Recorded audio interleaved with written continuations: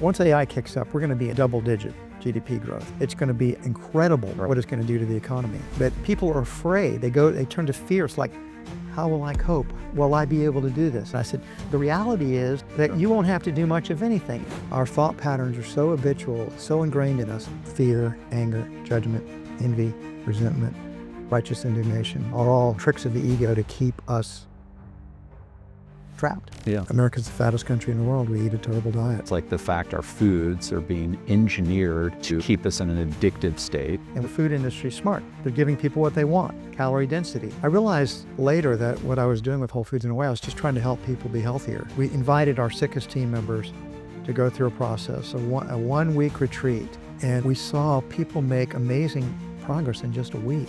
If you stop poisoning the body, it's amazing the resilience. It starts to heal itself. And many people never look back to change their lives, but more people fell back. I saw people lose 100 pounds in a year and get healthy and then go all the way back down because food addictions are very deep.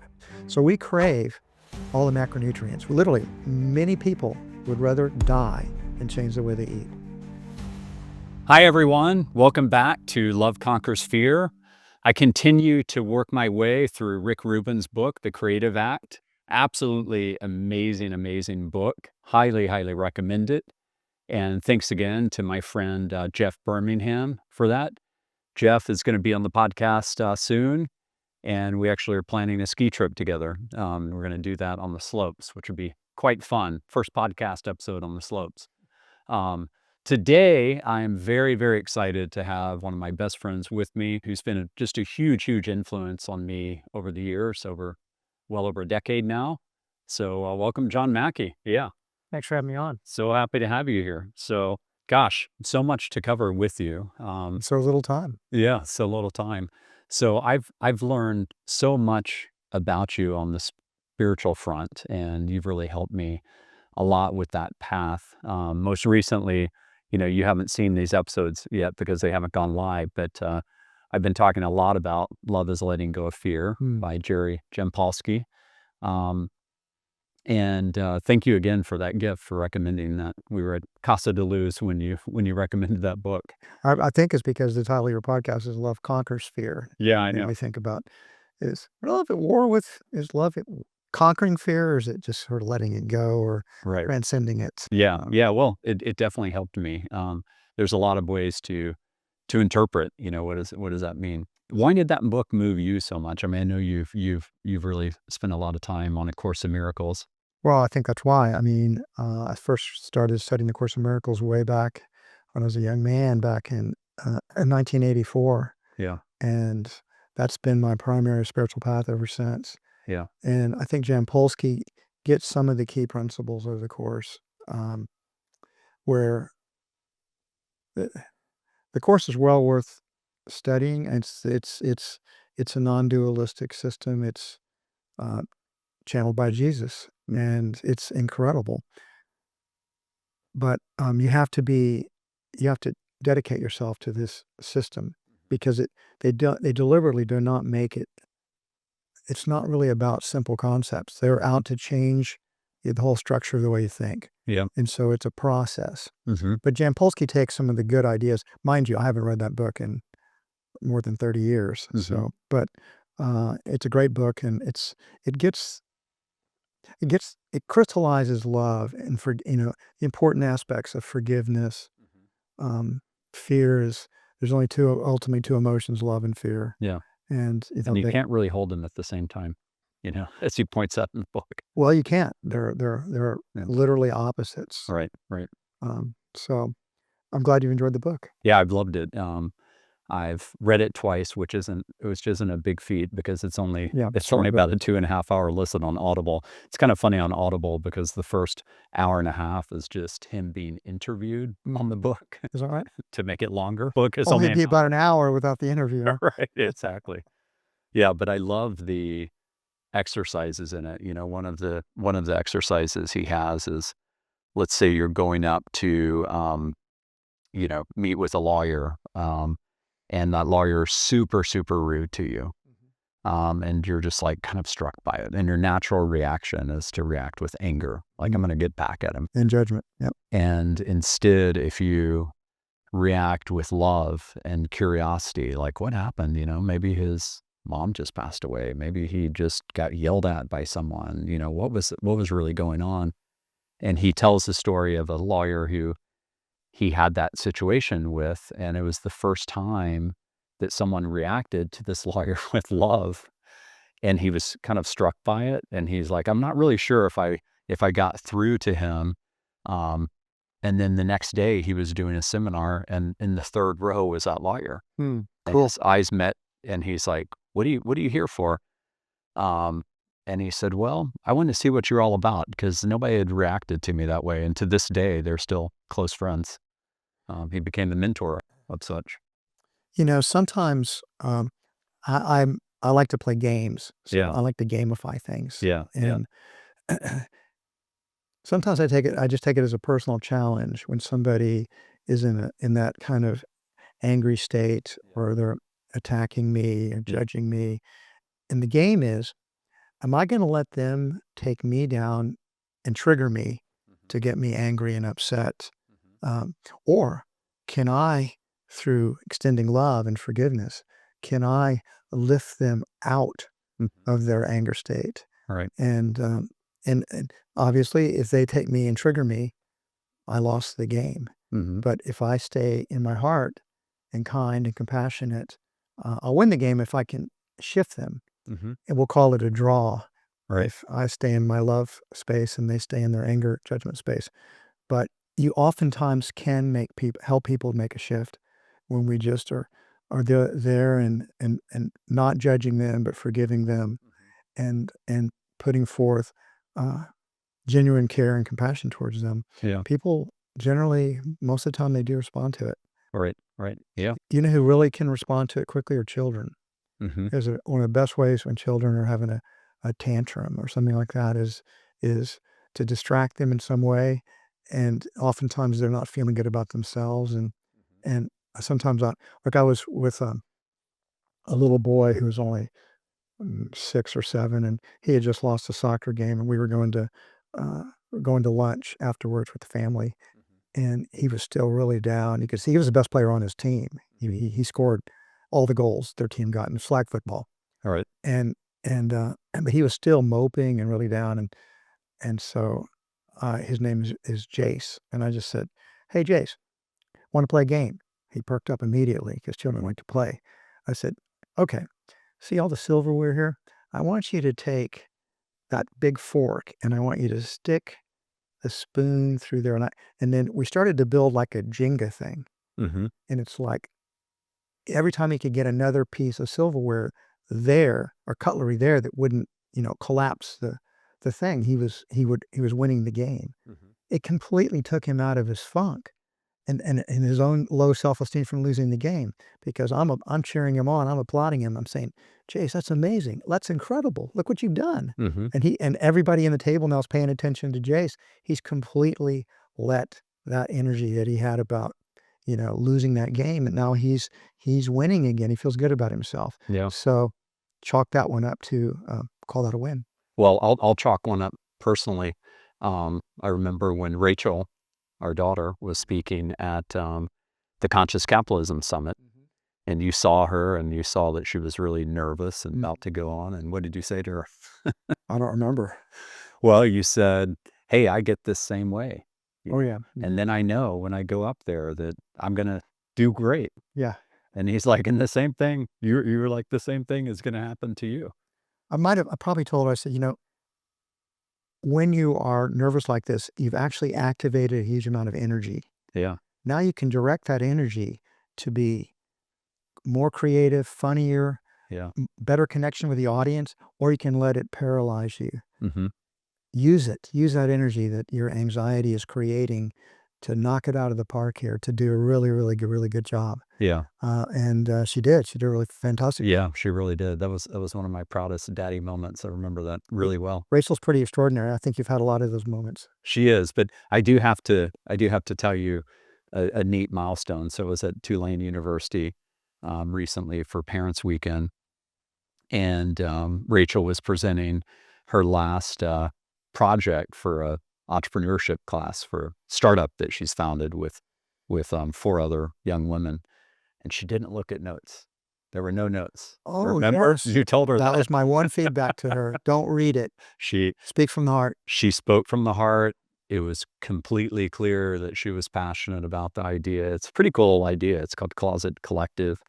It's for students to basically put their clothes on loan for events like different balls and different sorority events instead of buying all those clothes. Yeah, So it's kind of a hyper local type of business. But that's a yeah, good idea. never looked at the notes. So I thought that was so cool. You know, one of the stories that really stands out to me in the whole story in terms of You mean my the, book? what's that? My book? Your book, the Well, whole you might story. get Yeah, a picture yeah, of the book. yeah, yeah. Which I love is the story about the flood. Mm. I would love you to tell that story because that was such an expression of love in the community. Well, the story of the flood for Whole Foods Market, we had just opened up the first Whole Foods Market. It was my second store because I had a smaller one called Saferway, but we relocated that and changed the name to Whole Foods Market. So, and we opened that up in September of 1980. And then that just took off. It was one of the first natural food supermarkets in the United States. And we believe that within the first 6 months, it had become the highest volume natural food store in the United States. It was a huge success right from the beginning. And then on Memorial Day, 1981, we'd built our store in the flood zone, and a 100-year flood zone. And I remember talking to the landlord about it when he was telling, he said, John, I want full disclosure. Your store is going to be in the 100-year flood zone. And his name was Ben Powell. Hmm. He'd been he's an attorney, and he'd been in LBJ's administration. So that's where I'll date this guy to that. And I said, what does that mean exactly, a 100-year flood zone? He says, well, son, it means about every 100 years, there's going to be a flood. Shoal Creek's going to overflow its banks. It's going to come down Lamar Street, and you're going to have 8 feet of water in your store. And I said, that's serious stuff. Like, when was the last time that happened? He said, well, it was before I was born. It was over 70 years ago. Hmm. It was like 7 years ago. That seemed like pretty good odds. All right. And I said, well, I still want to do the store. And he said, okay, tell you what we're going to do. Just to be on the safe side, we're going to put a 1-foot slab down, additional slab down. So if the water does come up, it'll stay out of your store for at least the first foot. And so on Memorial Day, 1981, that was a Sunday. Memorial Day was the next day, so this was the night before Memorial Day. It had been raining, awesome, getting heavy thunderstorms for days.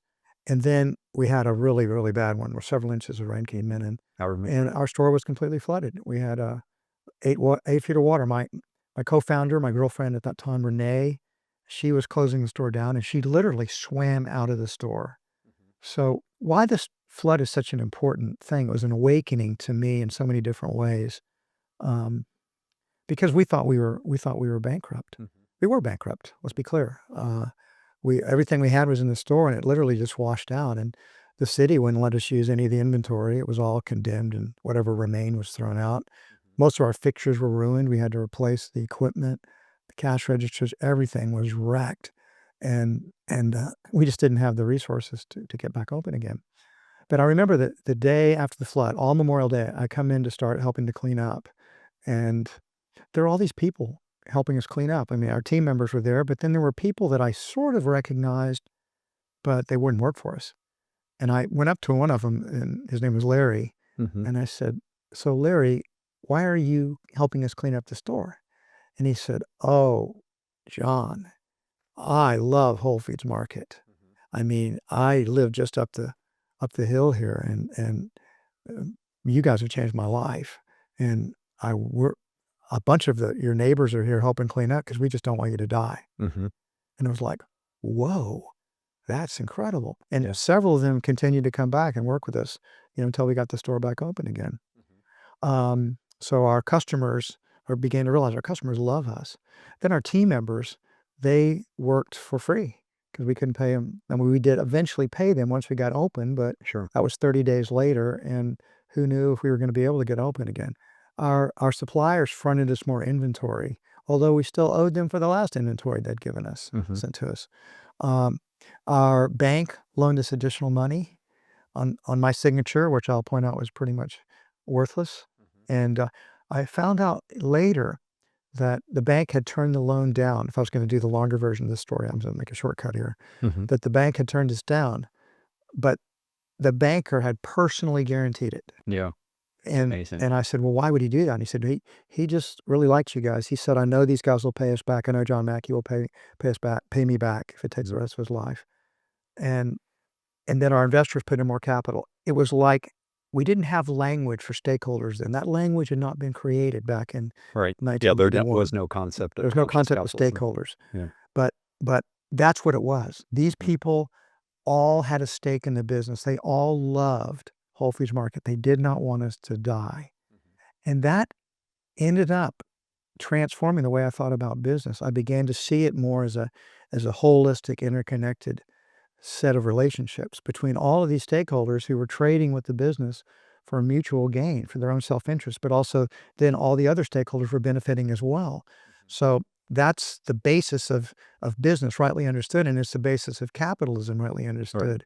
It's not a zero-sum game where somebody's winning and somebody else is losing. That we tend to view business and capitalism through the eyes of competition.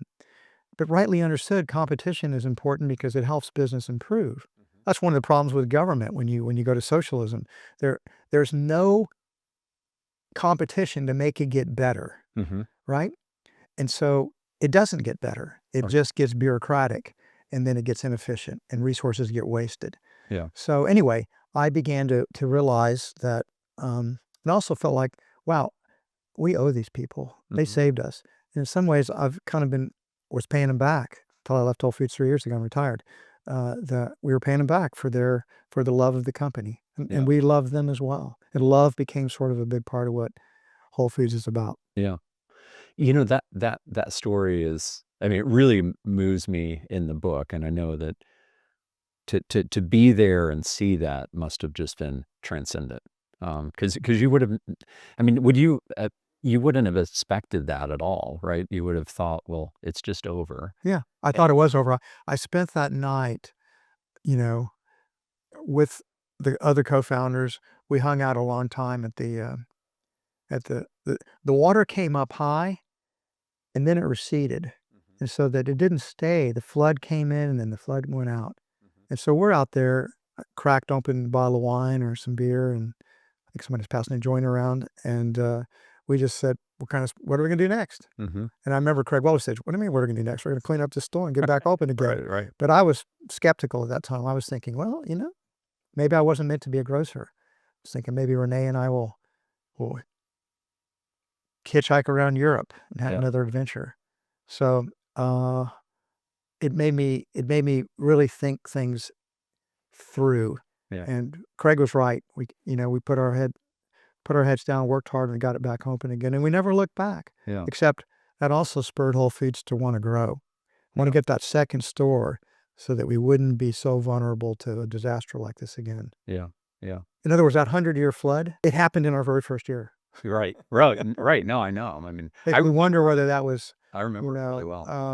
the way it was supposed to be, so to speak. Yeah. Because we did survive, and it changed us for the better. Yeah. Well, I'm a huge fan of the book, The Celestine Prophecy. We talked about that and the synchronicity. So, from a spiritual standpoint, how do you look at that moment now? My spiritual beliefs are that we're living in a dream. This is a dream, that we're collectively dreaming this universe and the multiverse. And that was part of our dream. I don't know why we dreamed that or what the intentionality of it was. I don't think it was an accident.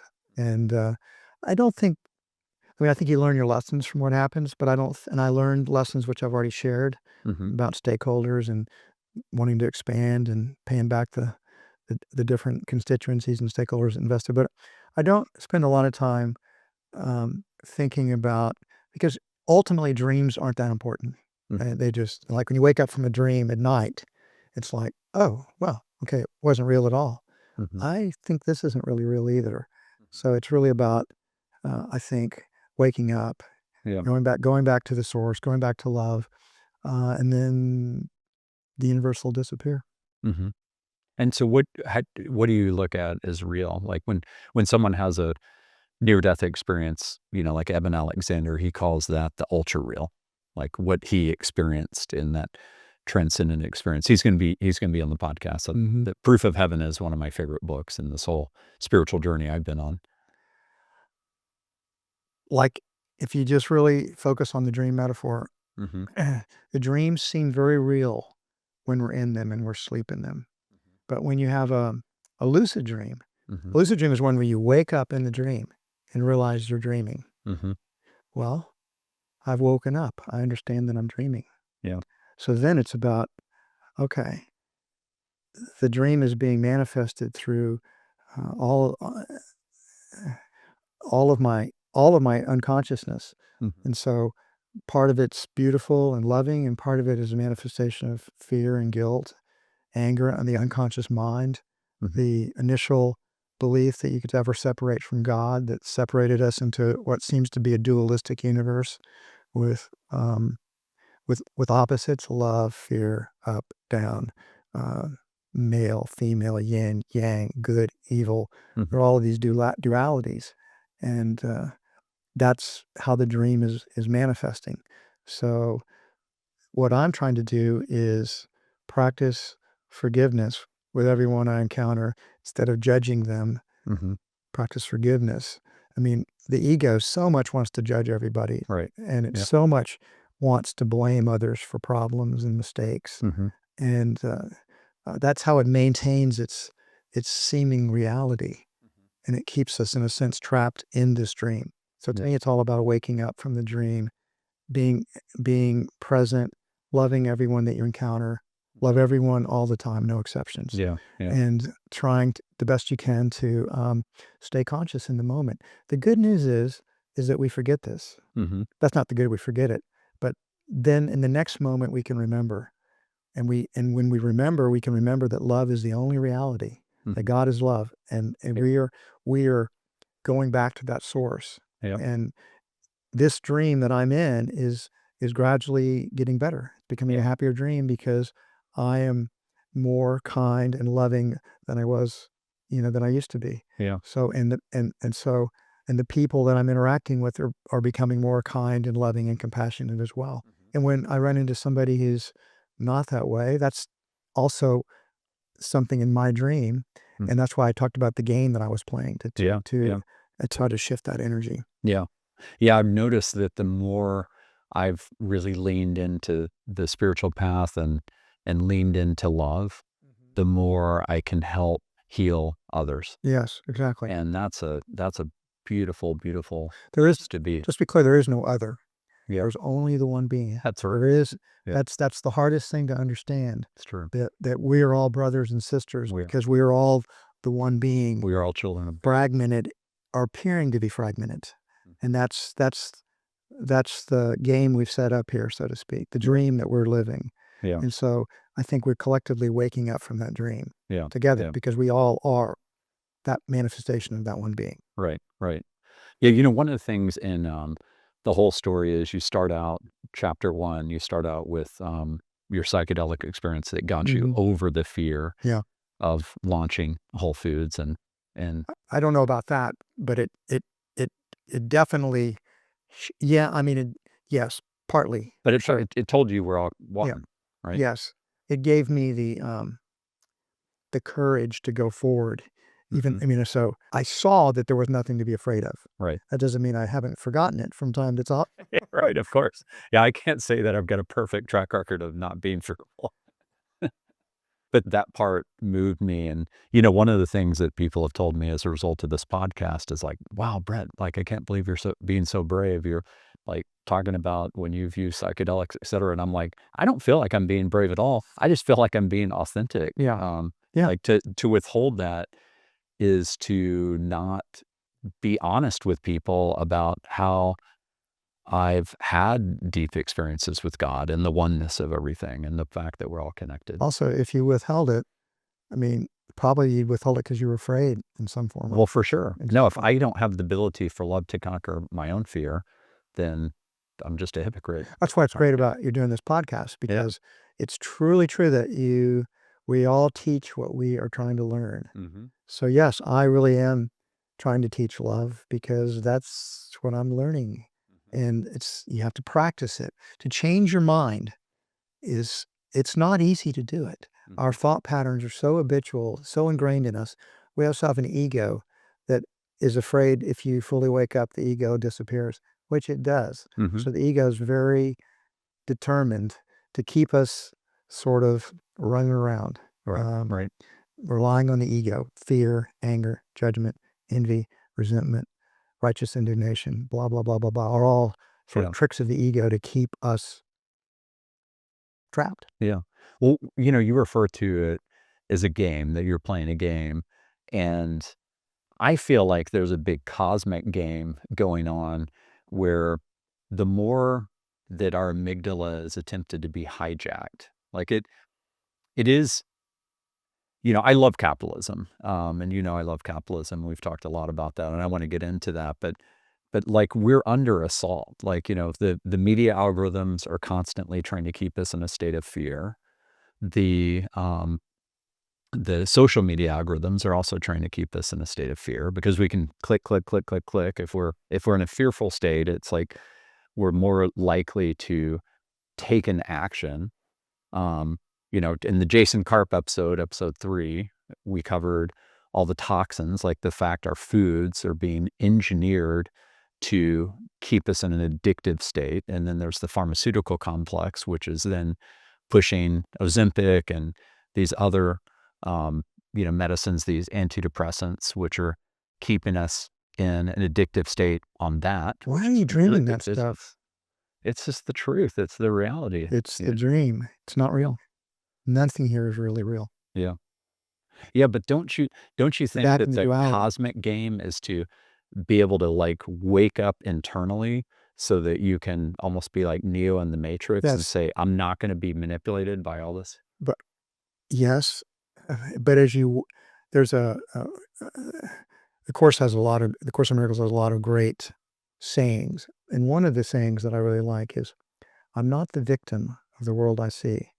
So as you focus on all those things that you believe are wrong, there's no getting around it. Those are judgments that you end up making.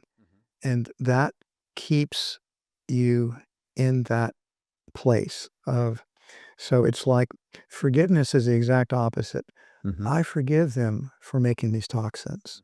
I forgive them for creating these pharmaceutical drugs.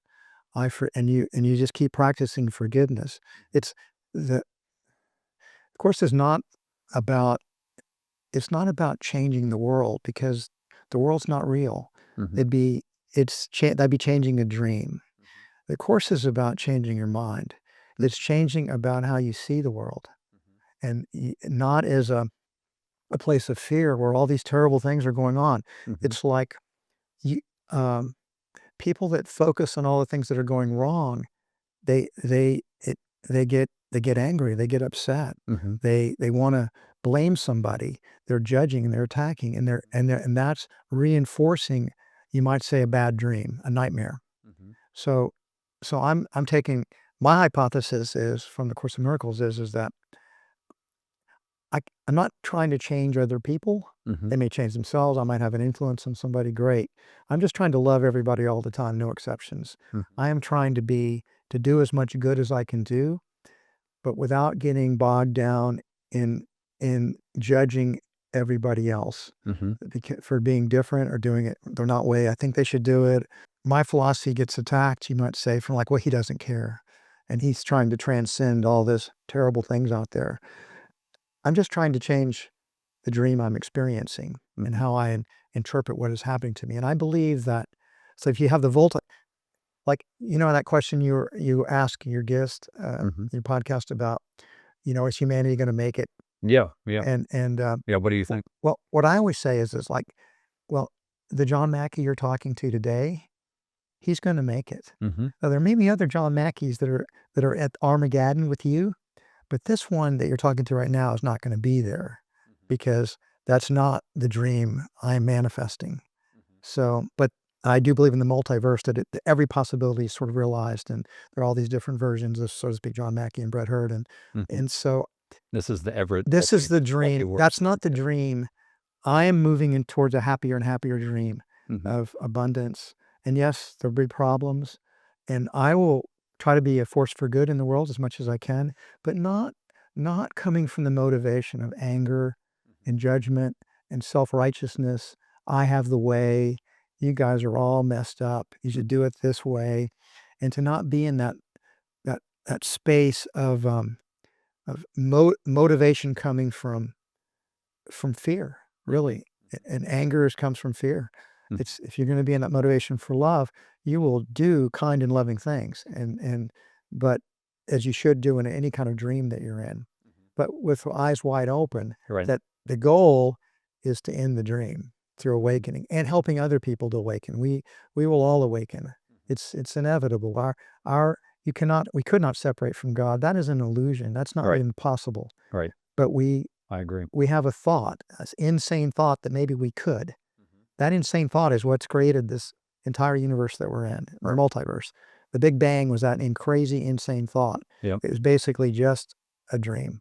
And yeah, I'm just waking up. Just want to keep waking up. Yeah. More and more and more, more and more love. I love it. Do you feel like there's a consciousness awakening underway? Absolutely. No question about it. I feel it all over the place, and That's because you're awakening, and that's, as you awaken, Yeah. then your dream is shifting yeah, as you awaken, it is. Yeah. becoming a happier dream. But do you think that's happening for a lot more people, or do you think it's just There is no more people. They're all just figments of the dream. I mean, that's true. It's the whatever you're, Yeah. I cannot overemphasize this enough. Yeah. How your consciousness shows up affects everything in the world. Right. Yeah, it's very quantum physics. We're talking observer effect. Yes. Yeah. And we are all one self. We're all one being. So it's kind of like we just, as we wake up, we share what we're learning with our brothers and sisters and help them be more conscious, and then they help other people. My candle lights your candle. Mine goes out for a little while, you relight it. And I do think there's I think we're I think the planet is awakening. I do, because I'm awakening and the planet's awakening with me, and you're awakening and the planet's awakening with you. Yeah. Does that mean that Earth's going to be a utopian paradise in the next 10 or 15 years? Who knows? Right. knows? Right. Yeah. Well, that's what I'm betting on, that it will be, that we're going to enter into this age of abundance for all. And That's the dream you'll probably manifest. that's the dream that I'm. Other Brett Hertz might go nuclear, literally. Well, yeah, I only know one Brett Hurt, at least, at least in this dream that we're in right now. But I think that it's happening in conjunction with AI, because God is within us all, and God is awakening us so that we manifest abundance for everybody. That is what Jesus was teaching, right? Is selfless service to each other is basically manifesting But the nature. we have these bodies. We feel separate from each other. This particular dream is a dream of separation. That somehow or another, the magnificent of what we are is encapsulated in this little tiny brain and in this body, and the body ages, gets sick, and dies, and then we create another one over and over and over again. That's what we've been doing in this dream for a long time. But eventually we transcend that. We awaken collectively back into who we really are, which is one with God. There is no body. There is no separation. There's no separate Brett, separate John. That's the ego cherishes that separation, that individuality. And that's what we're awakening from, so to speak. Did you, one book I turned you on, you already owned it, but I encouraged you, is LSD and the Mind of the Universe. And, the most important chapters of that book, to me at least, were chapters 9 through 11, where he's talking about the birth of the future human Right. and what we have to go through to get to the evolutionary shift of what he calls the diamond soul. And the diamond soul is one where we will have the ability in this reality, this dream, to realize all of our past selves and bring all of those lessons forward into the moment. What do you think about that? Just another dream. Yeah. It sounds like a better dream than most of them, It's a good but one. it is a dream. I mean, Yeah. when we dream at night, it's if you think about it for a moment, it's always sort of odd because you're the dreamer, but there are all these other characters in the dream, and they seem to be acting independently of us. But how could they be acting independently if we're the dreamer, right? They're not really independent. We think they are. But if you have a lucid dream and you become aware that you're dreaming in the lucid dream, well, all of a sudden you see that those people are not independent, that how you think determines how they show up. And so in the lucid dream, you can begin to control the dream. So in the awakening in this particular dream, this is just another dream. We think when we wake up, oh, that was just a dream. But we've just awakened to another dream. It's a different form of dream, a dream nevertheless. So what you're describing with like the diamond mind or diamond The heart, diamond soul. the diamond soul, Yeah. that seems like a lot better dream than the one we're in. I'm all for that because we'd rather have happier dreams than unhappy dreams. But perhaps best of all would be to have no dreams, to be really back into heaven, back into with full God realization. That is what I want. Yeah. That is what I'm meditating about and praying about and trying to live out in this dream, loving everyone and being kind at all times. And if I forget, well, that's in the past. The past doesn't exist any longer. In the next moment, I can choose love again in the next moment. So I'm all for we can have a wonderful conversation about creating a better dream. Yeah, that sounds good. But I'm trying to go beyond the dream, period. I'd rather, Right. instead of having a diamond soul, I'd rather just be one with God. Right. Yeah.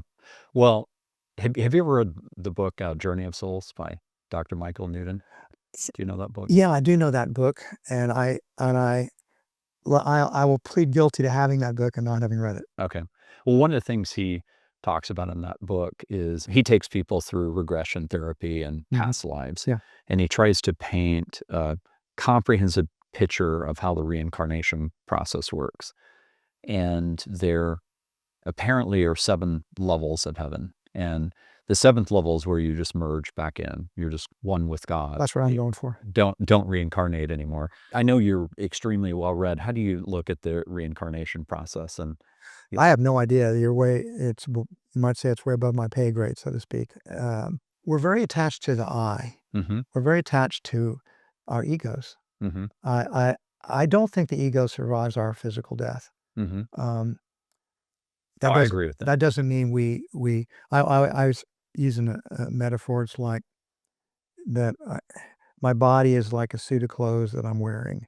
I'm going to go home tonight. I'm going to take these clothes off. I'm going to hang them up, throw some in there to be, laundered. Yeah. And shirt probably doesn't need to be laundered yet, so I'll hang that one back up. And I'll put on new clothes the next day, or different clothes the next day. And I'm not my clothes. That's not who I am. And similar to this body, I'm not this body. I'm not contained in this body. My mind transcends this body. And that doesn't mean we shouldn't care about this body and we shouldn't take care of it and try to be as healthy and feel good. But I'm not very attached to the idea that I'm going to come back in another body. I probably will. I mean, I do believe in reincarnation and rightly understood. Because the essence of what we are is completely immortal.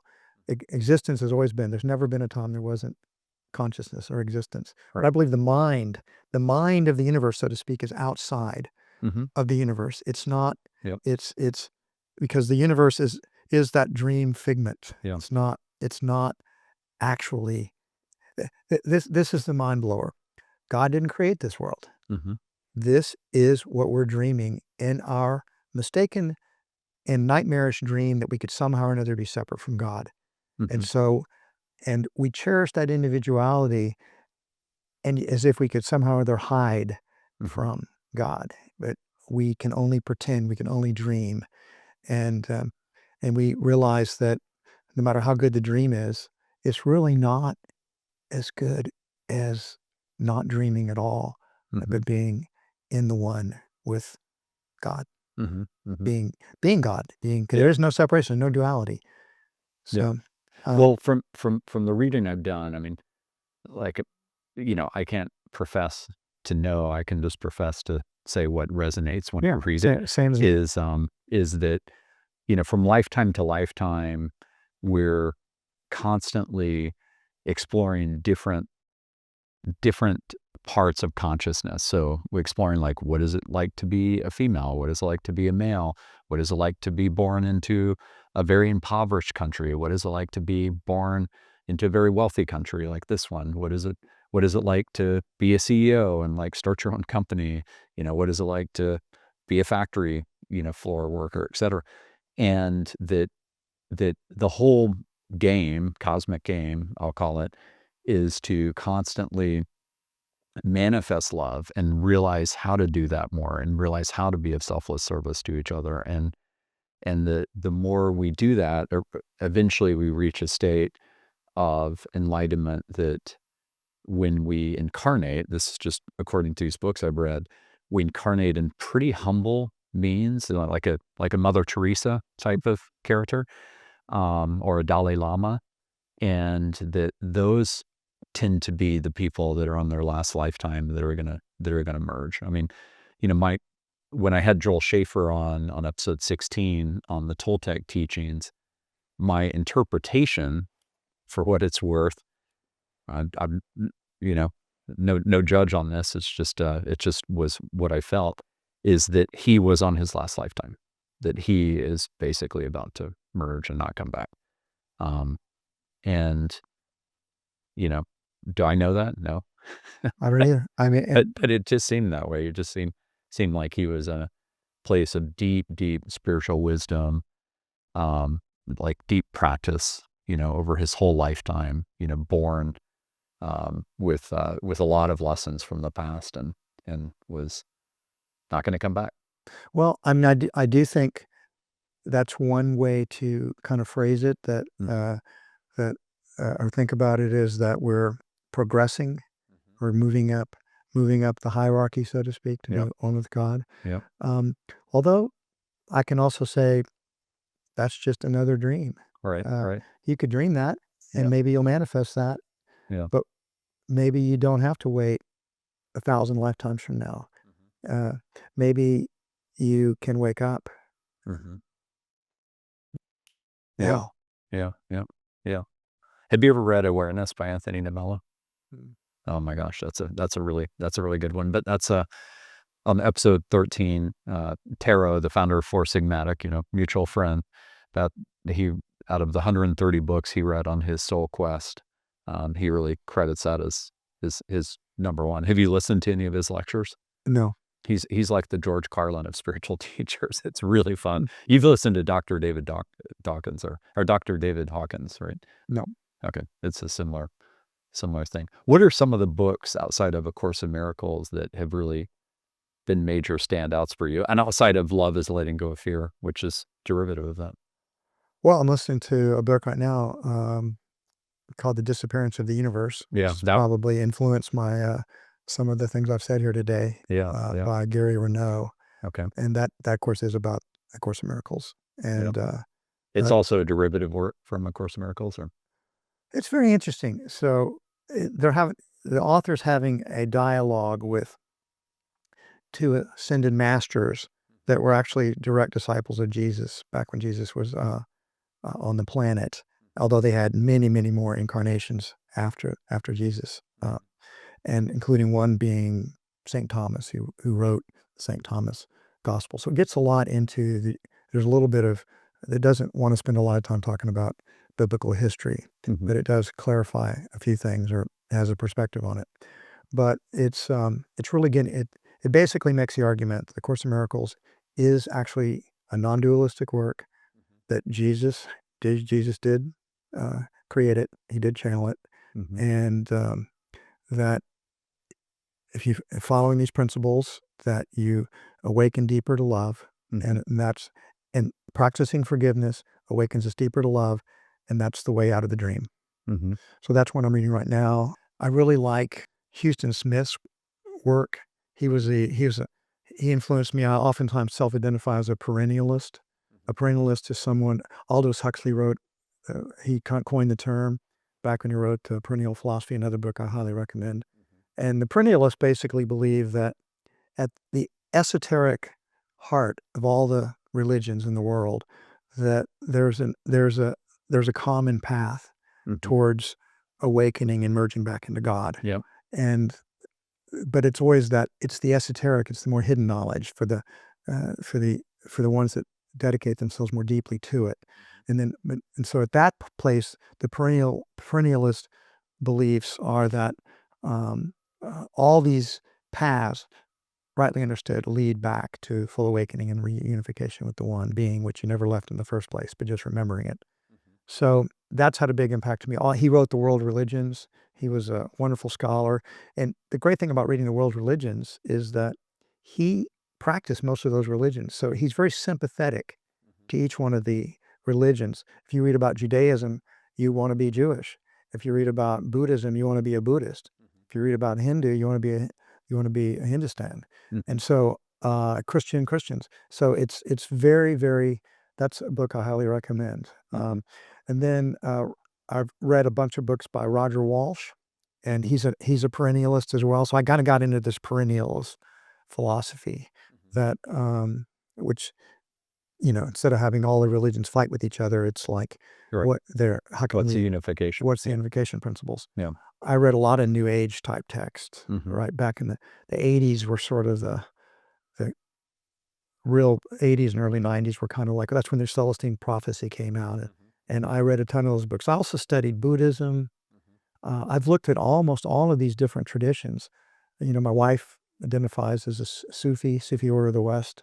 And I worked with her teacher, Shahabuddin, who's a Sufi mystic. Done a 10-day silent retreat with him, and I'm gonna do another one with him this spring. Oh, cool. So I'm practicing a lot of different types of meditations, doing a lot of different things. That I've also read widely. I've experimented with psychedelics when I was younger, did a couple of guided journeys. That last one was in 2023, so I haven't done anything for more than a couple of years. And the last time I did it, my inner guidance when we were doing breath work said, we've shown you everything you need to see. You don't need to see this anymore. You need to just practice stillness. Be still. In stillness is where God is. All right. Quiet the mind, quiet the thoughts, and then you can hear God's voice. You can hear God's voice. It's there. The ego is shouting it out all the time, but drowning it out with noise and activity. And so be still. That's kind of the sort of the path that I'm on now. And a simple book that I think is very useful by Roger Walsh that I often recommend people that want to do practices is called Essential Spirituality. And he, again, as a perennialist, he takes practices from every one of these faiths and tells you where it came from, and then how to do the practice. So some are Buddhists, some are Sufis, some are yogic, some are Christian, some are Judaic, and pretty amazing book. I highly recommend that book. And then I'll check that one. I'm trying to find this author, a Buddhist author that I read several of his books. Jack Kornfield.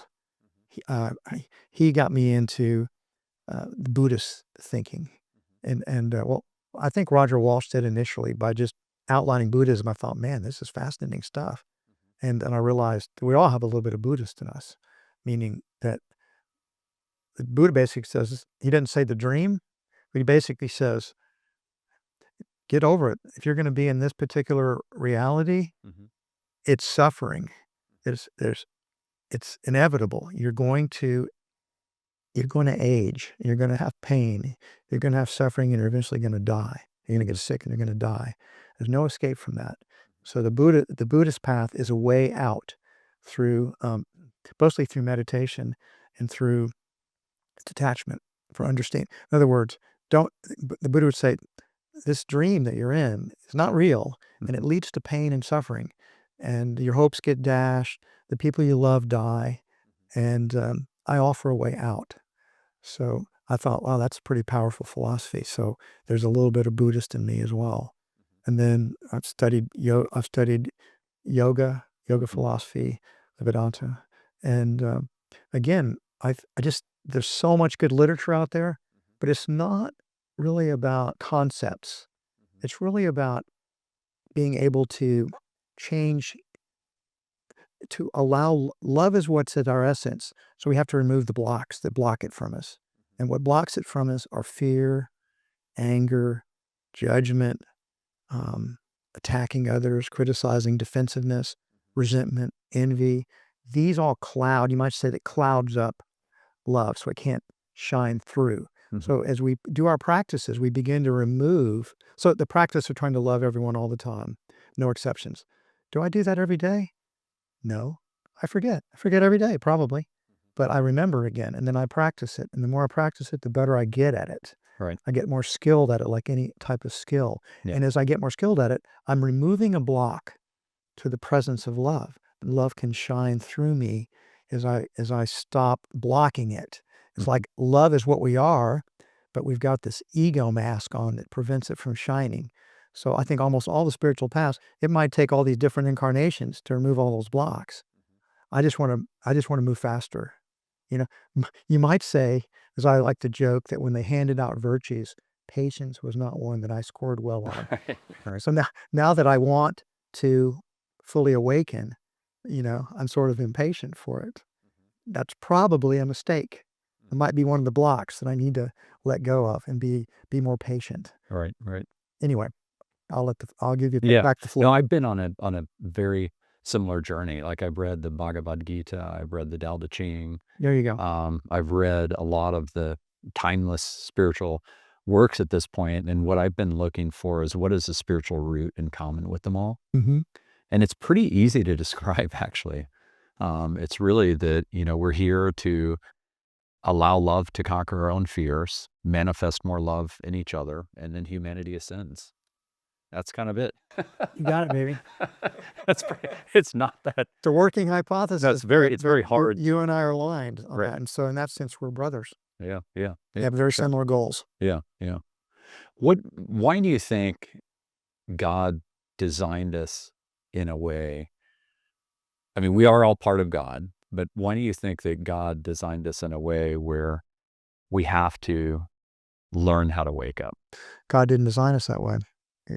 God created us perfect, unified. Okay. In heaven, in We had the free will to screw it up, or imagine we just had an insane thought. right? And that insane thought is, could I possibly be separate from God? That's an insane thought. No, it's not possible. There's only beingness. There's only existence. But that thought, that as insane as it might be, set us down the path of separation. And so, or the belief that we could be separate. In a sense, we're hiding out in the dream. And we can awaken from the dream. We think we want to make the dream real because we want to be individuals. We want to be unique. We want to be special and not just a manifestation of the one being. And you might say it was just an insane thought that actually never could really happen in the ultimate sense, because there's no way to be separate. We're just dreaming that we're separate. So I can't language kind of fails us at a certain point here. Right. But I don't think it's, again, typical of the ego. It's like, well, why did God design it? If God is perfect and all-knowing, how could he or she ever allow that to happen? And it's like, because it didn't. We just continue to think we're separate.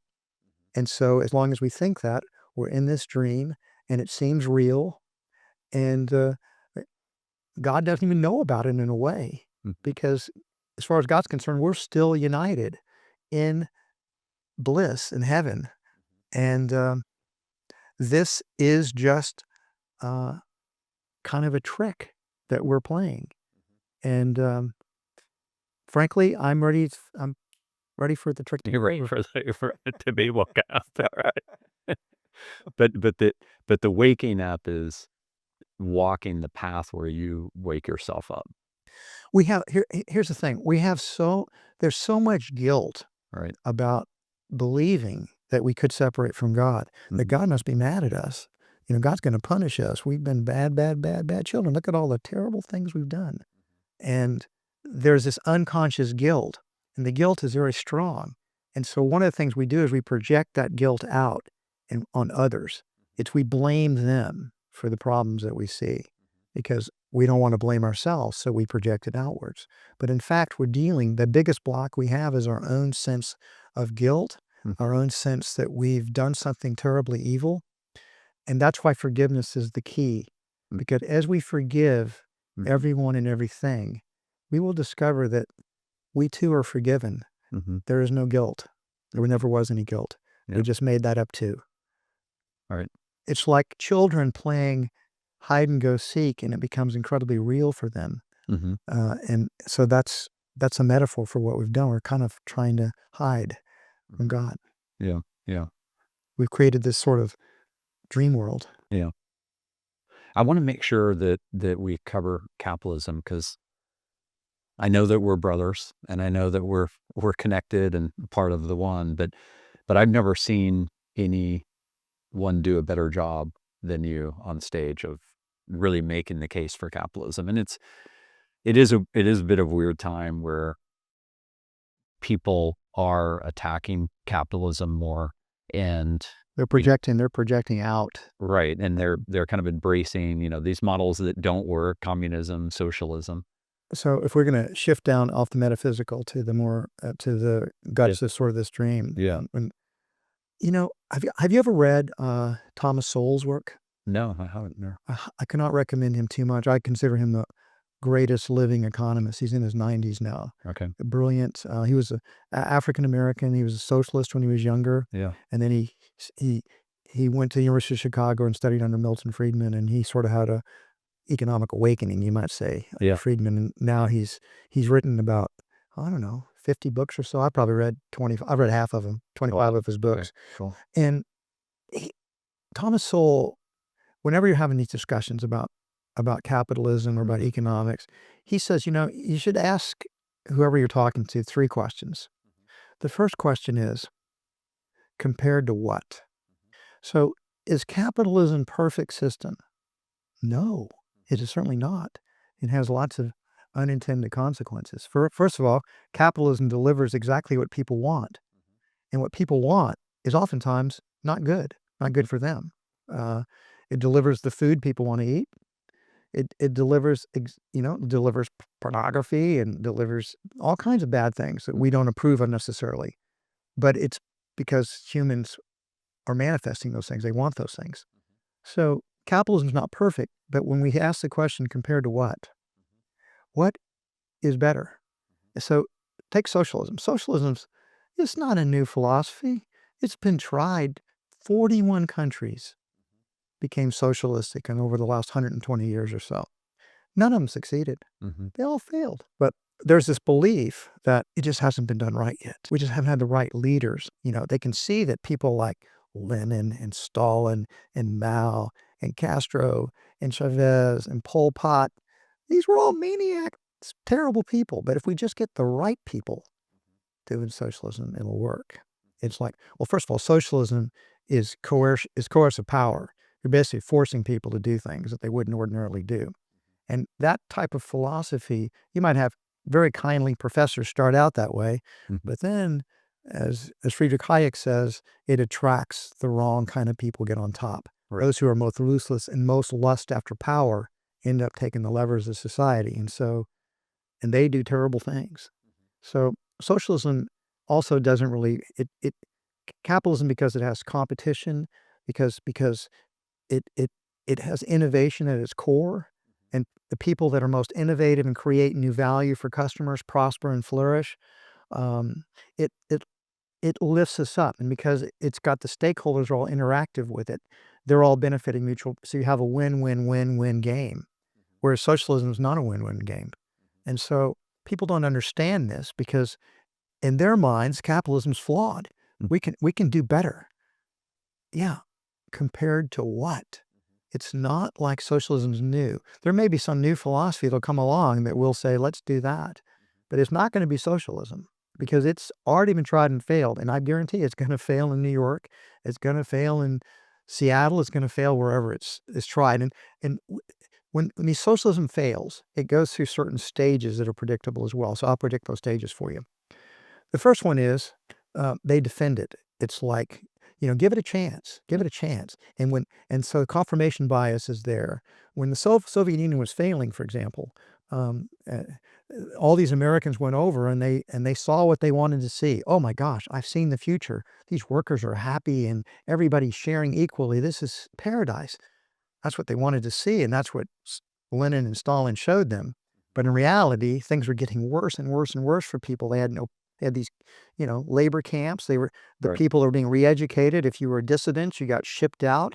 No toleration of dissent. No real freedom. And people were just being coerced, forced. That's guns. Socialism ultimately works. Call it democratic or not. Ultimately, it forces people to do things they wouldn't choose to do on their own. And so when we say capitalism is not perfect, I'll agree. But you have to compare it to what its alternatives are. And right now, there are no alternatives that are better. And it has been capitalism that's literally risked it.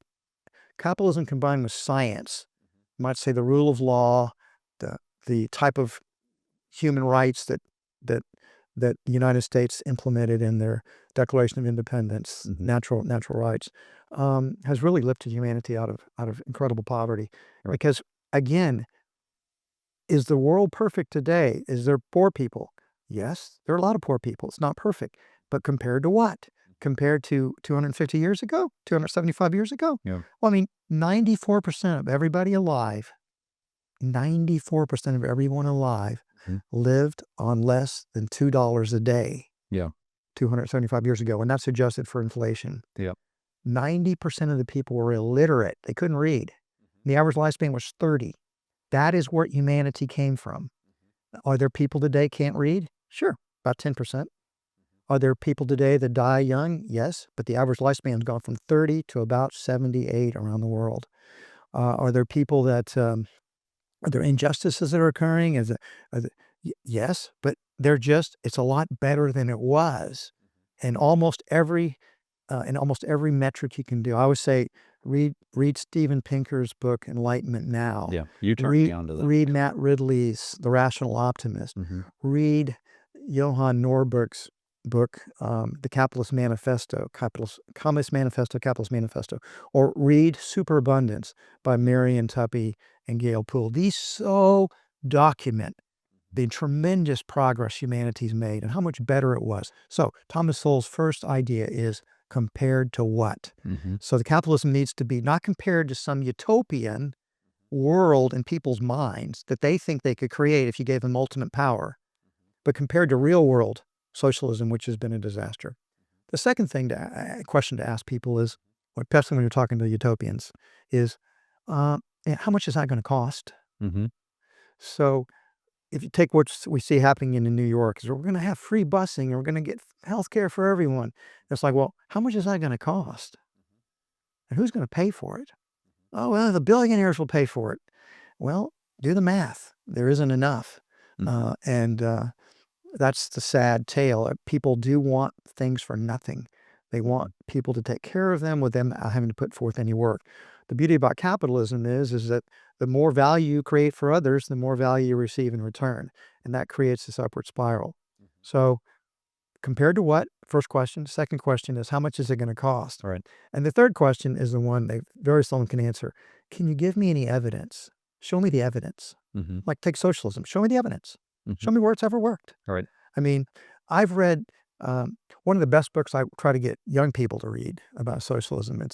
It's called Heaven on Earth. And it goes back. The title. Yeah, Heaven on Earth goes back to, it starts out in like the French Revolution.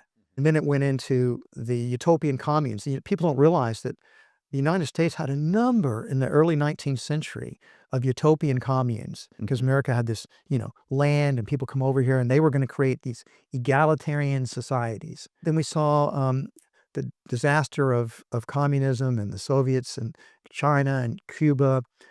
And then we saw the kibbutz. Kibbutz is in the book. It's a very good example of creating the idealist, Jewish idealist, creating an ideal egalitarian society. But as you study the kibbutz, it's not what it was. It's not the same thing. It's been subsidized more or less by the rest of Israel. So compared to what? How much is it? How much is that going to cost? And show me your evidence. Usually, they can't do any of those three things when you're talking about politics or some kind of new ideal society. All right. How do you think about this with this AI moment where more and more, like, one of the podcasts I'm a fan of is Peter Diamandis's Moonshots podcast. Yeah. I know Peter. And his book Abundance was amazing. Great book. That was 2012. An incredible book. I'd recommend very highly. I'm hearing them talk a lot about UVI, and always makes me wonder, like, sounds good. Yeah. You know what would happen if you had a UBI? Right. We'd never have a living wage. Every political argument, every election would be on what level should the UBI be at, and it'd never be enough. It's because you'd always have, it's not a living wage. It's not a living wage. So the UBI would be a terrible idea. And it's an idea born out of fear, because when I listen to that podcast and I'm like, well, why are they talking about this? They're talking about it because the fear is that AI-based productivity will be so extreme that people don't have jobs, and so they need to be taken care of. It's kind of like socialism creeping back in. So that is not a fear that's just been created or been invented. That's been the entire history of economic progress. Going back to the Luddites that were trying to destroy the mills. I mean, the factories are producing textiles because they were taking the craftsmen out of their jobs. There was massive increase in productivity and created more jobs than it destroyed. The thing that people don't realize, and then if you just follow, I mean, in my own lifetime, I've seen every time there's the internet's gonna eliminate all these jobs. Uber's gonna run the taxi guys out of business. Now the Waymo's gonna run the Uber people out of their jobs. It never ends. But what people don't understand is that human beings have basically unlimited desires, and those desires evolve over time. And so we're never going to have everything that we might think we want. And there are always going to be new creations that give us things that we didn't think we needed until we had it. Did anybody think Stephen Jobs famously said, I didn't do any market research on the iPod, because if I had, they'd have told me, yeah, I wish you could invent a CD player that could play 40 songs on it instead of 15 or 16. But the idea that you could have something that had your entire music collection in your pocket, that was a revolutionary idea.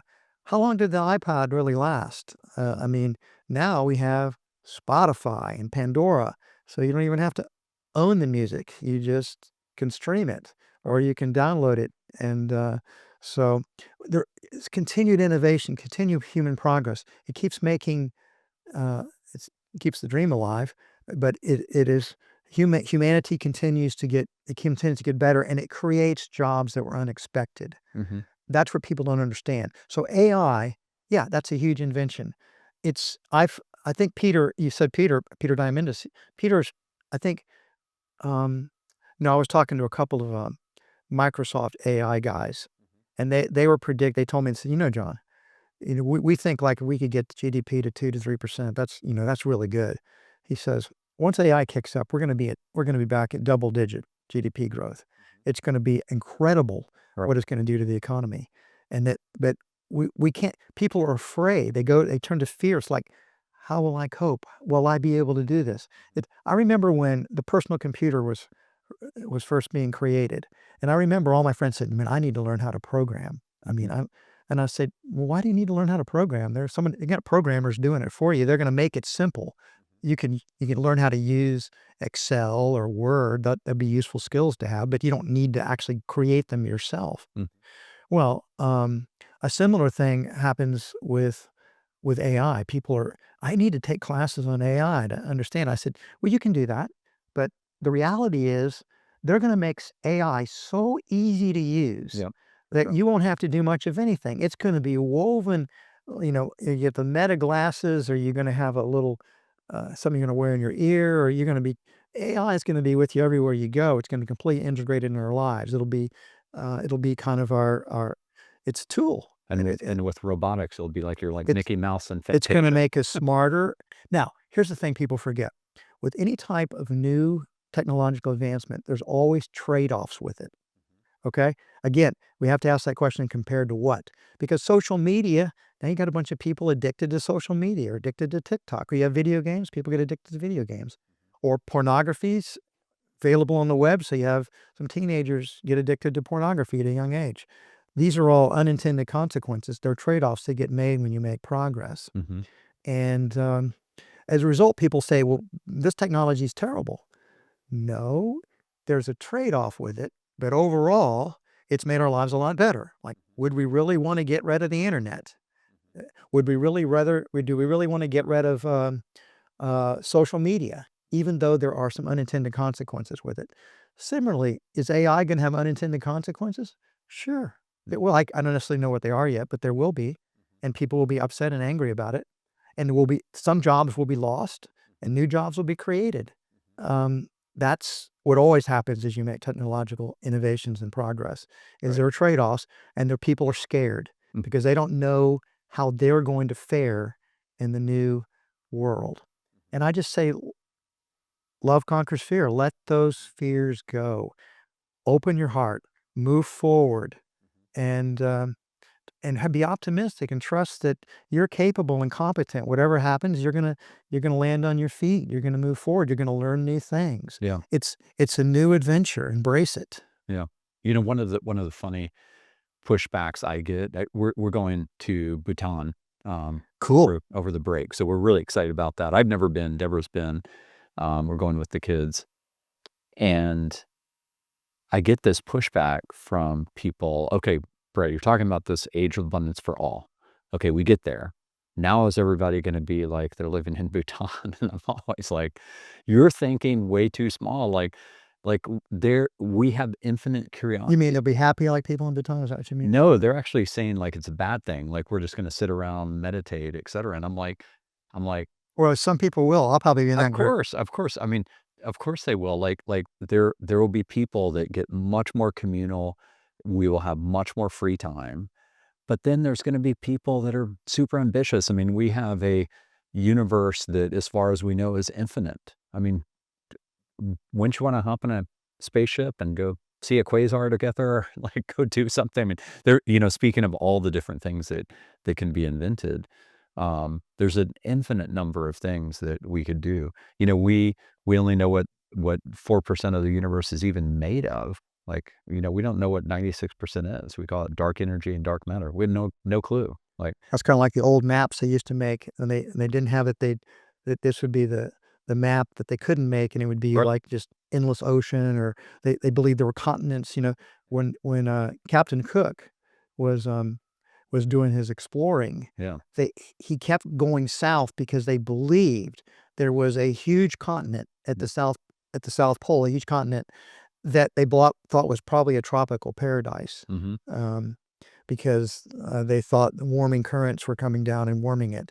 And he kept going down there, and he did touch on parts of Antarctica, but there was no great tropical continent down there. Mhm. So, Yeah. but people don't know, so they fill in the gaps on the map, so to Right. speak. Right.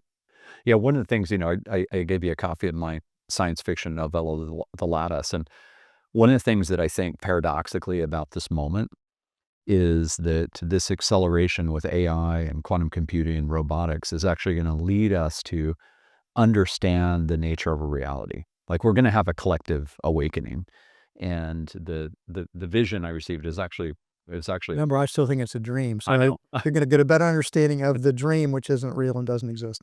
Right, but the collective awakening could be that we wake up from the dream, right? Yes. And one of the journeys I had, one of the ideas that came out of that is that we hook up brain-computer interfaces to, psychonauts, to the Dalai Lama, to like spiritual, masters, to people that are like deep, meditators, and we paint a common picture. We look for the commonality, like we were talking about with religion. Look for the common root. Mhm. So we look for the common root between them all. We see collectively the unification of all things, that we're all part of the one. And then the protagonist in the book, Dr. Alexander Bliss, he His doctor's name, Dr. Alexander Bliss. it is, yeah. You know why? He ends up, showing this documentary at the Telluride Mountain Film Festival, real film festival. I got a friend that's going to be on the podcast that's on the board. He's making a great documentary on intuition, and he shows it, and it basically shows humanity, the existence of the unification of all things, what's called the lattice, and the oneness, and humanity collectively wakes up and it's like, oh, wow, we are all a part of each other. We really should manifest love. And that leads to an unprecedented technological takeoff because we start to work together. It is a beautiful dream. It is a beautiful dream. So just to be clear, I do believe there's this, there's the part of the unconscious that is not beautiful. That this world is a combination of seemingly wonderful wonders and terrible, terrible things, and they're emanating from our collective unconsciousness, which is part of it is so clouded over with anger and guilt and fear that also is part of what's creating this dream. And the dream is not just a totally happy dream. You have these terrible disasters that occur, and we also are going to have to deal individually and collectively with that collective unconsciousness that is full of guilt and anger and projection and fear. Right. That's not, we're not going to just get into a happy state of bliss without dealing with that, Completely. and that has to be forgiven. We have to forgive it within ourselves, and then we have to forgive it as it manifests in the world in order to pass through it and let it go. So that's we're not going to be able to get to utopia just through technology. We have to get there through changing our consciousness. Yep. And Deep inner work. Yeah. the deep inner work. Yeah. And then again, I do think that eventually I just think you wake up. I don't know how else to put it. And yeah, since I'm waking up, I can't completely report in Right. what it'll be when I'm fully Right. awakened. Well, But if you'll be with you'd me, so completely, we'll compare notes. we'll definitely eventually be together. I mean, we are all already connected, both physically here with each other and our souls. But there's no doubt that we will also wake up together in the kingdom of light and love. That sounds beautiful. Yeah.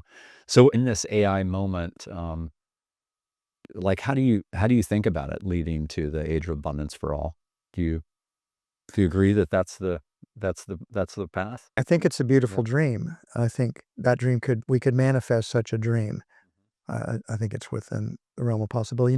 It's a little bit tricky. So I want to go back to what we'll call the shadow side or the dark side. Yeah. First of all, everybody doesn't want to be abundant. Mm-hmm. And so we can have abundance for more, but will there be some people that fall through the cracks? I think inevitably there will be, simply because they choose that. They want that. They choose scarcity. They choose scarcity, or they don't choose to. Again, if people want it all to be provided for them without them actually having to give anything back, without having to create any value for other people, I mean, the roots of our economic progress for capitalism have been creating value for customers. You create value for others, and then they exchange with you. But then there's this opposite utopian belief, we'll call it socialism, for lack of a better phrase, that doesn't really want to have to create value for others. It just wants to have the value that's been created redistributed, taken from some and given to others who haven't created value. And they can't do that without a lot of coercion.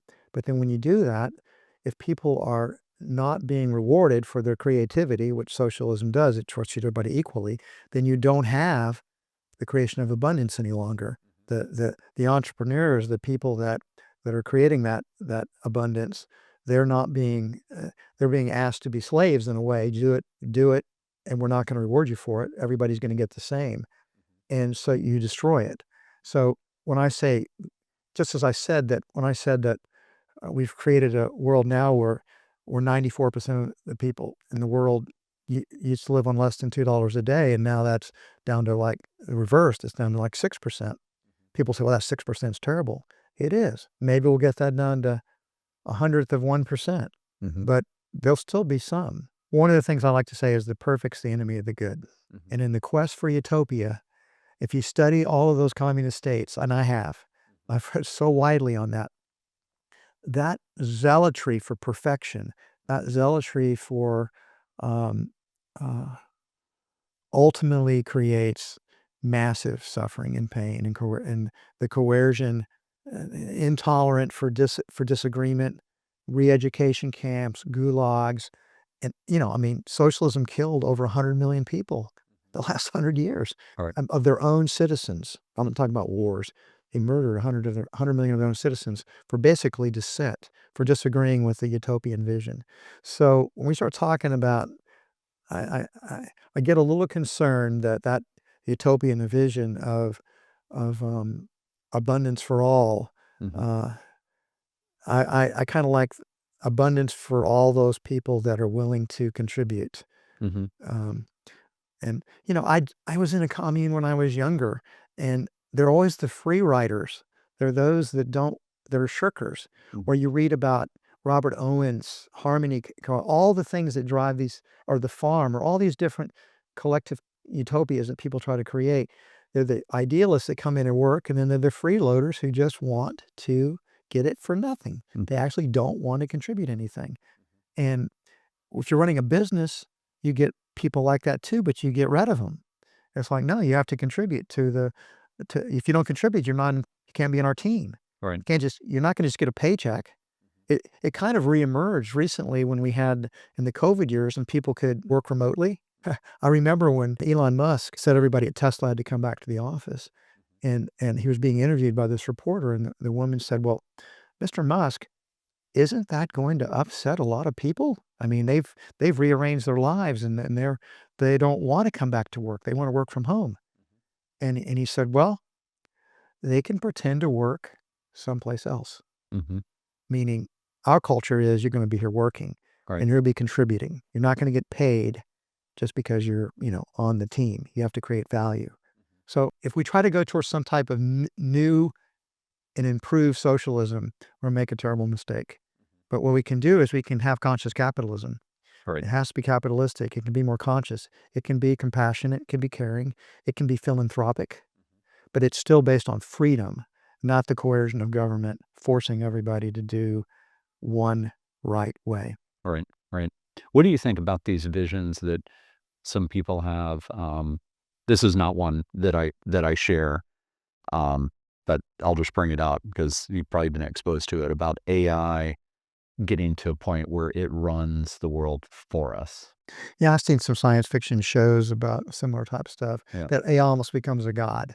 Yeah. Because Exactly. I remember watching a great 5-season thing. It came out a few years ago called The Travelers, and they came from the future, and they were following the instructions of an AI that they had to go back and intervene in its history to avoid certain disasters occurring.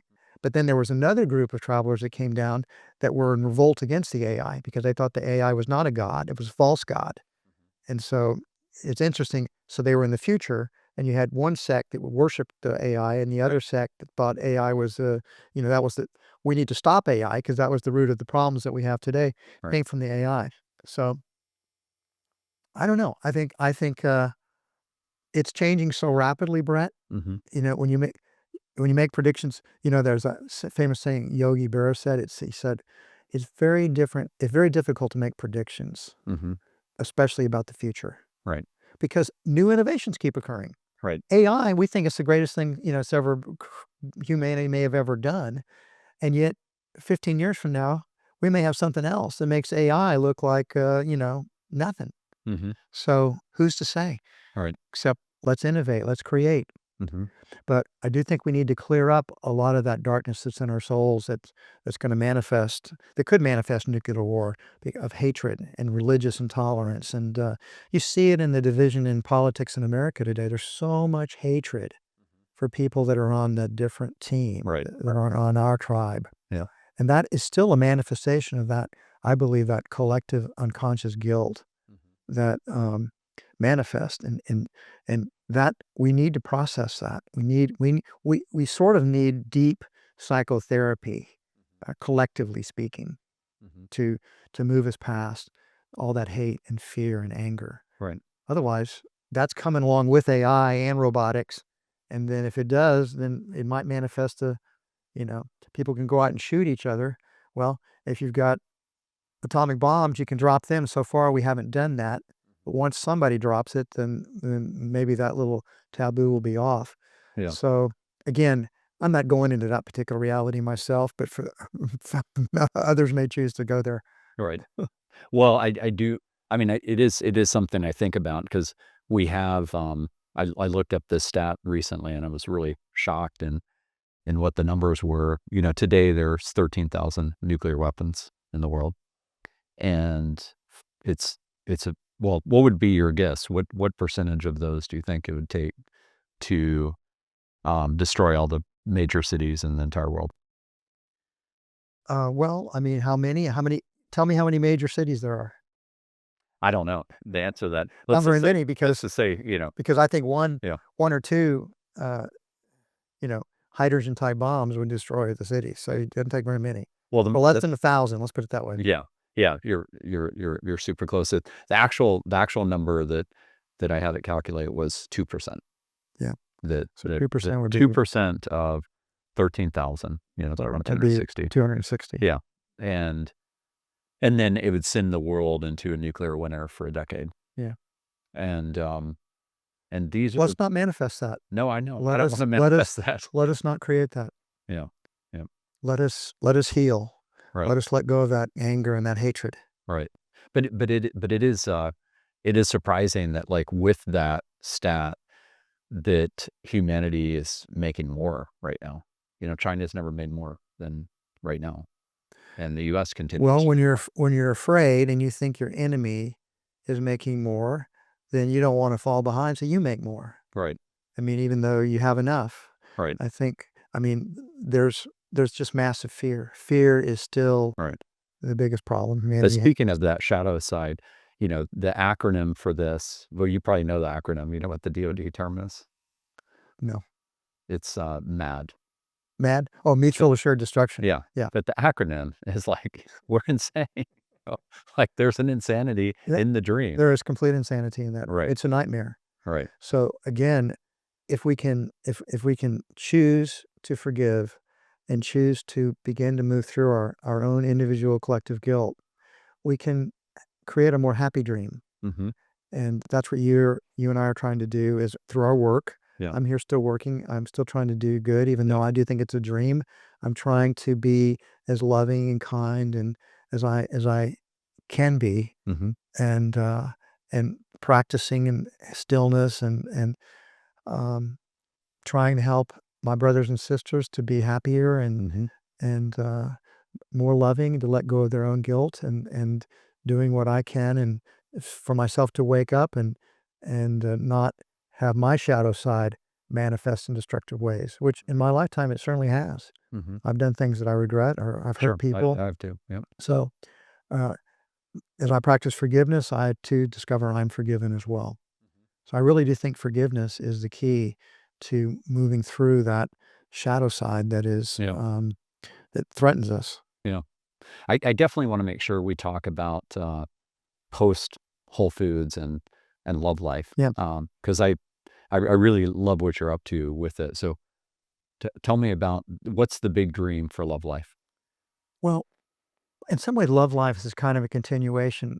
Yeah. I thought when I left Whole Foods, I was kind of finishing up with my work in the Mhm. world, and I'm sure that's going to be the probably the thing. If I have a legacy and a dream that's going to end, That's that'll a be big legacy. yeah. I mean, Whole But Foods is but massive. of course, Whole Foods was a collective team effort, Of course, sure. Yeah. and but uh, I realized later that what I was doing with Whole Foods in a way, I was just trying to help people be healthier. Mm-hmm. I saw the food people were eating was through all these super processed foods and the type of what we're doing to, chemical pesticides and I mean, America's the fattest country in the world. We eat a terrible diet. Yeah. And, Also a heart for animals. I mean, oh yeah, it's very uncompassionate what we do to animals. Right. It's someday, I believe, people look on people. It's hard to believe that people will have slaves in America back ever, but slavery has been part of the human tradition for thousands of years,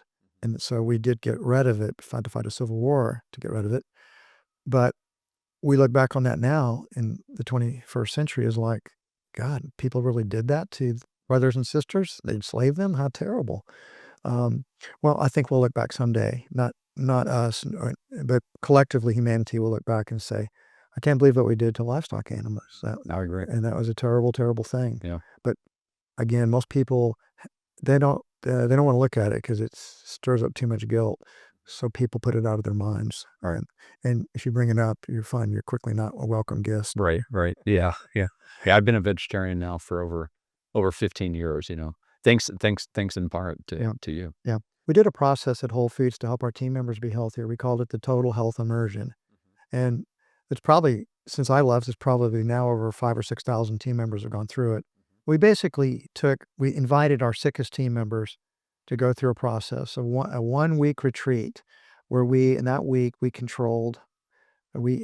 only really healthy food, all whole foods, mostly plant-based foods.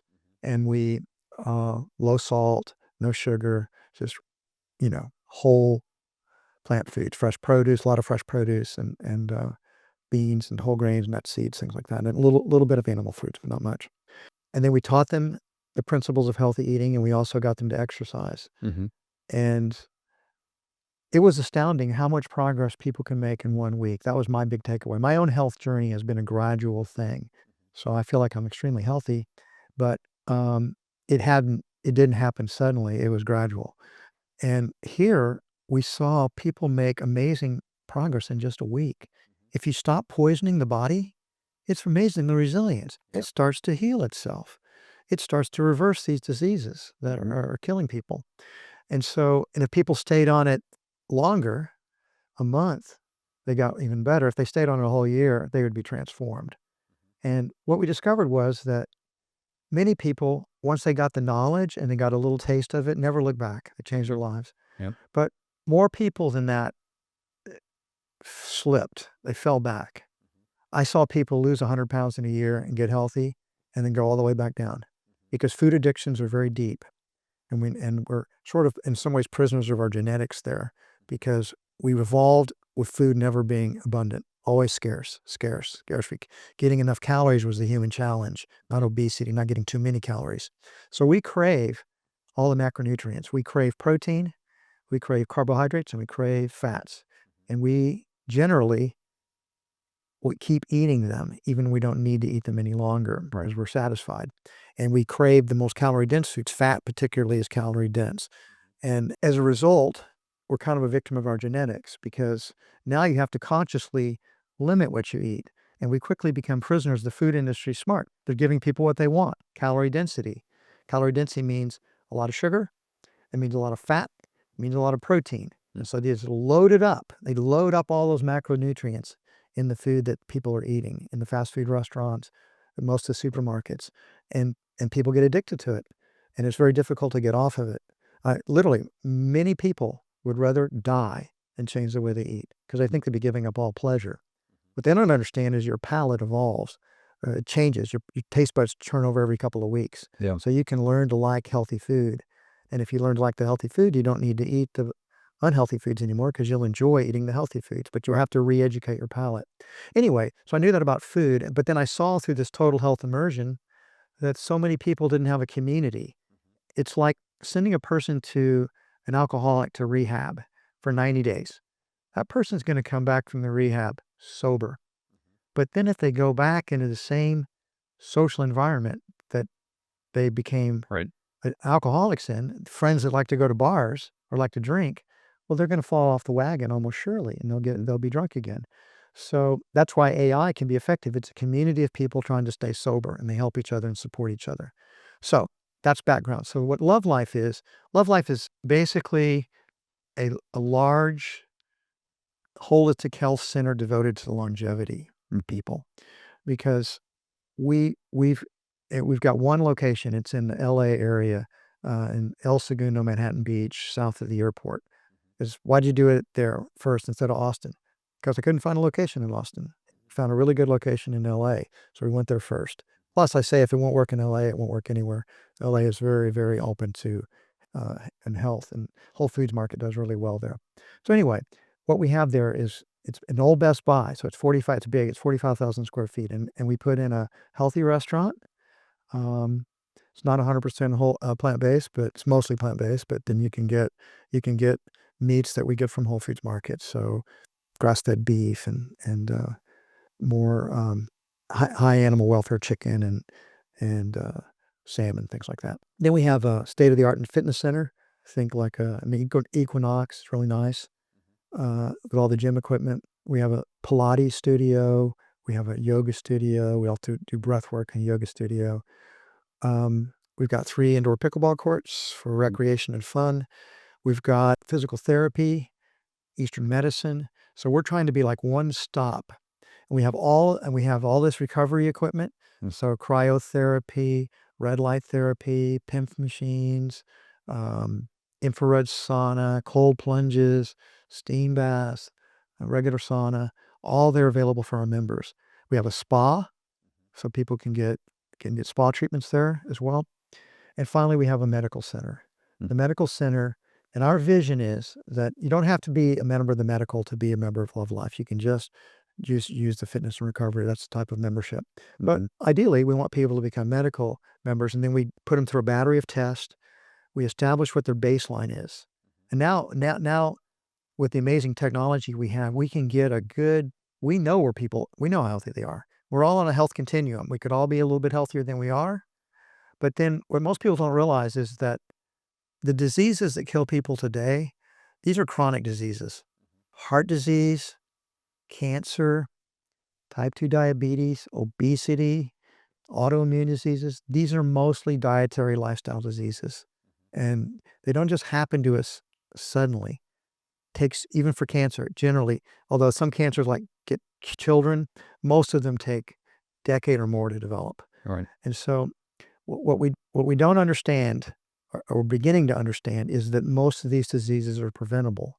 And in many cases, they're reversible if they're not too far along. You can reverse obesity, we know. You can reverse type 2 diabetes fairly easily just through dietary changes. But we can help autoimmune diseases. People don't necessarily need to get heart attacks are the leading killer. And I think most cancers can also be prevented or held off a lot longer for people. But you have to make some changes in your lifestyle and diet. And so, but we also have lots of cool technologies that people can use that can help them as well. That all those recovery stuff we're doing. Plus, it's amazing the kind of innovations. It's kind of like I'm in an exciting period, like a kid in a candy store way. For sure. Because like you're excited about AI, and AI is going to transform health. We're all going to have a little AI. We're probably going to have something to transform everything. And we're going to be measuring everything. Now I've got my Apple Watch on. I always say I stopped drinking alcohol about 4 years ago because of my watch, because it measures my sleep. And I discovered that anytime I had any alcohol, my deep sleep went to zero. Yeah. And I was tired the next day, and I put it together and I said, I'm not going to drink anymore. Yeah. Best decision I've made. I wish I'd done it 30 years ago. Yeah. So for me, it was a psychedelic journey. It wasn't even something I was looking for, to be honest with you. And it was just a 10-second part of it. It was, I was seeing my body, and this message came out of my soul. Take care of the vessel. You've got an important mission. You're just poisoning yourself. Yeah. You don't need this socially anymore. That was it. Yeah. And boy, it definitely just killed the taste immediately. It's true. And I don't have any bad days anymore. Yeah. I really don't. No days that you're trying to get through. Every day can be a sweet, good day. Yeah.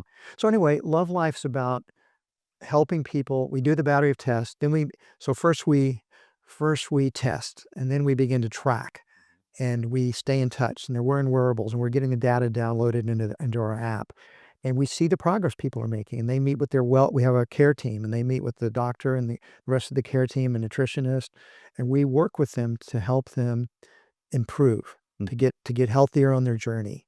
And then that continues indefinitely, and we treat as needed, and then people transform. Like what happens at the total health immersion at Whole Foods Market is something we're now doing for hundreds of people in Southern California, and hopefully someday we'll do it for thousands, and then maybe over time even millions of people. I think this is the wave of the future. I think healthcare is going to change. I think AI will have a big part of it. We'll have an AI. We have wearables. The AI is going to be. Imagine for a second. It says, Brett, are you nervous about something? I noticed your heart rate just went up 20 points. I want you to take a few deep breaths. I just want you to calm yourself down. The AI is going to be. It can be a nag. It's going to be reminding us all the time. It's going to be plugged into us. It'll be telling us, John, I've been observing what you've been eating, and I know what you want to eat, and do you really want to eat that? I know you like coconut milk ice cream, but is it really, really good for your health? I mean, and you had it twice this week.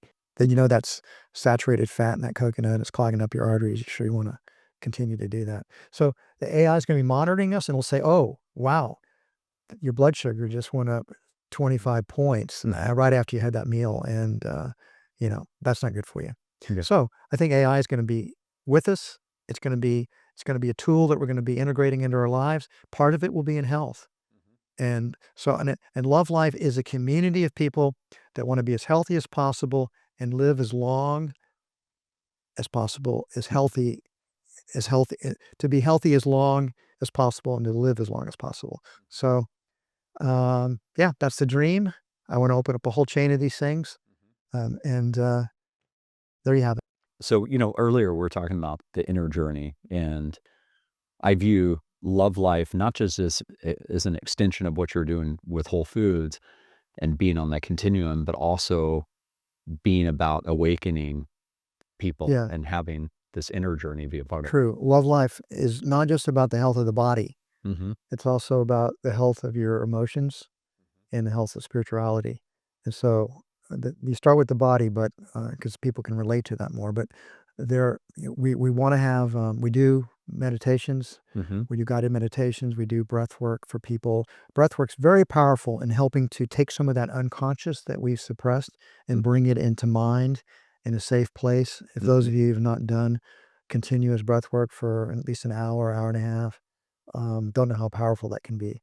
So also there's interesting, there's AI counseling that's beginning to occur.